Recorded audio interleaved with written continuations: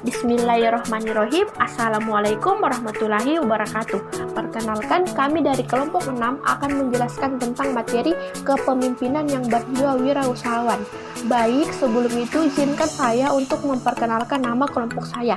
Yang pertama ada Ananda Apriliani, yang kedua ada Apriyusro, dan yang ketiga ada Sarni. Untuk mengetahui materi kami, silahkan simak video berikut ini. Apakah itu kepemimpinan yang berjiwa kewirausahawan? Pembisnis yang hebat adalah yang mampu mengubah debu menjadi emas. Dan pemimpin yang hebat adalah yang mampu mengubah padang pasir menjadi tanah yang subur. Dan mengapa seorang kewirausahawan harus memiliki sikap kepemimpinan? Karena seorang wirausahawan adalah mereka yang berbicara tentang bagaimana menyelesaikan masalah dan memberi manfaat bagi orang lain. Selanjutnya, ada kepemimpinan kewirausahawan. Untuk menjadi seorang entrepreneur sejati, dibutuhkan kepemimpinan karakteristik yang bertipe entrepreneur, antara lain yang pertama, memiliki wawasan yang luas serta peduli terhadap berbagai perubahan. Dan yang kedua, memiliki karakteristik yang super dan mudah diajak bergaul dan tidak mudah tersinggung. Yang ketiga, memiliki sifat dan karakter yang baik, juga sopan dalam tutur kata dan perbuatannya. Selanjutnya, ada kepemimpinan dan kaderisasi dalam bisnis.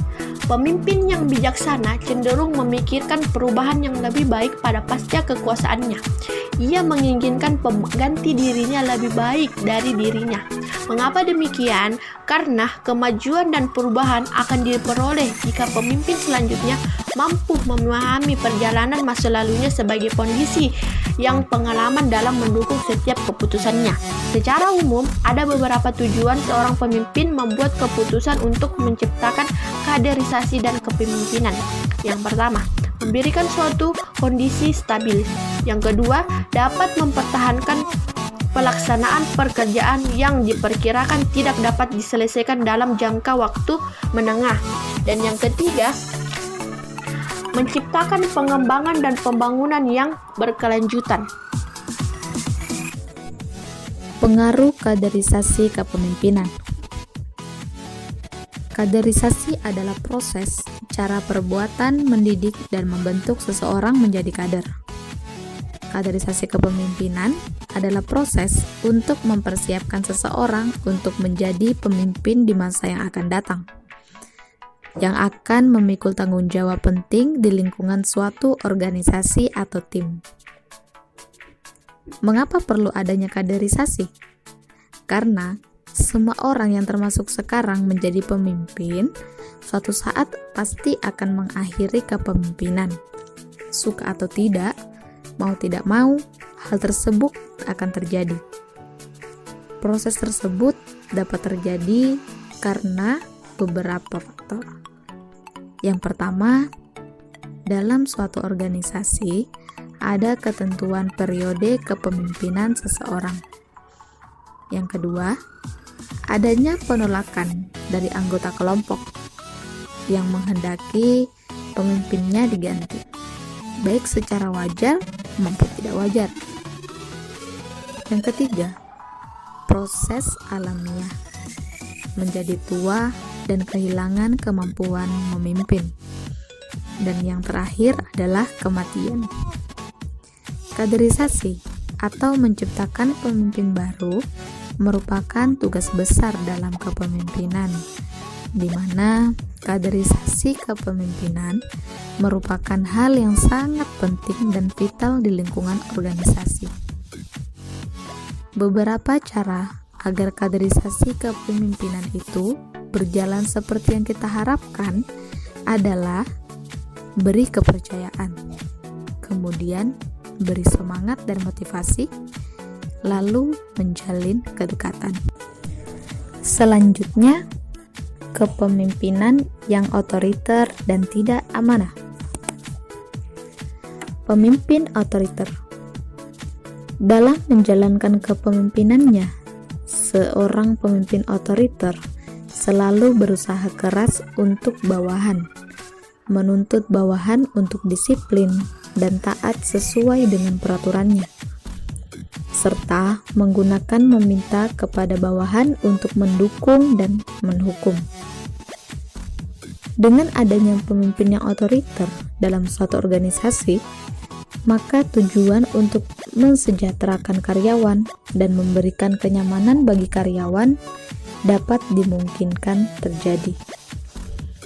Tipe pemimpin otoriter bukan tipe pemimpin yang ideal dan efektif untuk perjuangan hidup organisasi atau negara.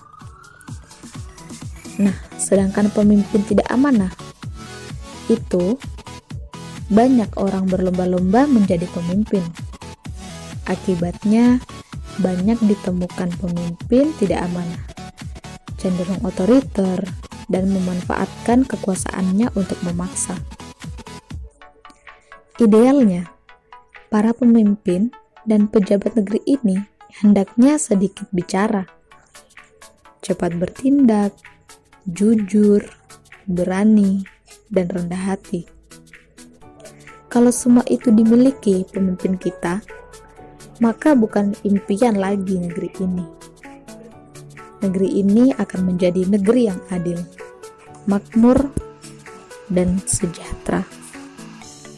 Pengaruh kepemimpinan terhadap kualitas kinerja. Karyawan adalah salah satu bentuk aset internal yang paling berharga dimiliki perusahaan. Kepemimpinan atau leadership dapat dikatakan sebagai cara dari seorang pemimpin atau leader dalam menggerakkan, mendorong, dan mengatur seluruh unsur-unsur di dalam kelompok atau organisasinya untuk mencapai suatu tujuan organisasi yang diinginkan sehingga menghasilkan kinerja pegawai yang maksimal.